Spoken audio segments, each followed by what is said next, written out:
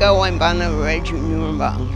Yinyamara, Bayami, Yinyamara, Walga Yabang, Yinyamara, Nurrumbang Bal, Nanunda. Mandangu, thank you.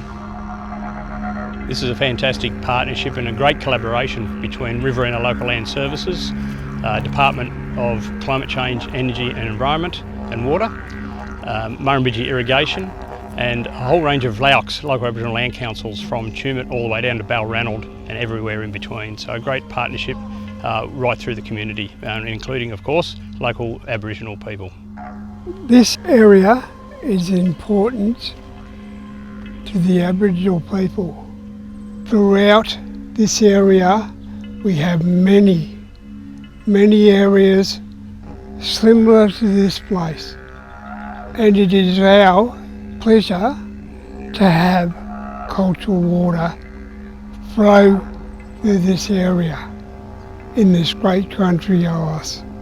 I think it's important to recognise that there's many important landscapes across this local area, whether it's wetlands or other environments that are important to traditional owners.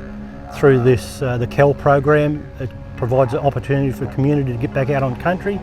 This is Morley's Creek. It was a traditional camping area and it was used for a lot of families that camped along here for fishing. There's significant sites around scarred and modified trees. There's also women's areas, and it was for many thousands of years. My parents, my aunties, my uncles have always said that we have a responsibility to those that came before us, but we also have a responsibility to those that are going to come after us.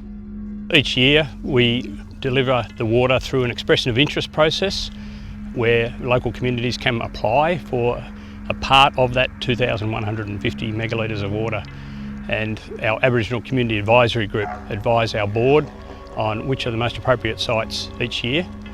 We manage those environments, ecosystems and wildlife to sustain our culture, but it's about resetting and developing respectful partnerships and with government agencies and recognition of traditional practices and customs around land management and Aboriginal water management that sustains these environmental habitats and how it can benefit Aboriginal and non-Aboriginal communities.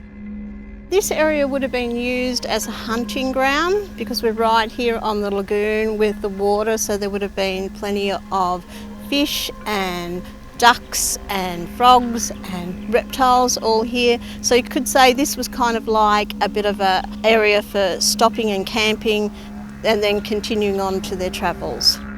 Morley's Creek is a branch of the Murrumbidgee River, which is Billa Murrumbidgee River is water forever flowing.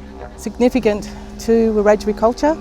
So historically, this region being so close to the Murrumbidgee would have been used very much as a food source, very much as a habitation space. People often forget that, our people lived along the river but did travel inland to these other water sources, to these other significant sites for hunting, for gathering, for the collection of kangaroo, for the collection of emu, for possums. It was a really significant site and a really resource-rich area. Having water, it's a source of life. It feeds our land, it feeds us as a people. Have our land just as opportunity to share stories with our families, our children, stories that have been handed down, and just the significance of being on land and country. When you go onto Wiradjuri Country, you leave nothing and you take nothing. So you try to leave it the way it should be. Like if it floods, if you're going to flood it, well, it's going to flood and the water's going to go, but it's going to leave all the benefits there by flooding. There would have been a lot of phragmites, that's to do with women's business, and also the lamandra for weaving, again, that the women would have made baskets and whatever, and that's a tradition that's been revived in our communities. This needs to be protected. But bringing it back so we can allow our children to come out here, to see the birds, the land, the water. Also, many clans from Wiradjuri used to gather on this common at the Bora rings for celebration, trade, ceremony. The cultural water will help the health of this lagoon here It would preserve it back to how it was thousands of years ago. The quality of the lagoon needs a lot of help, and it would also boost the aquatic plants that we have here.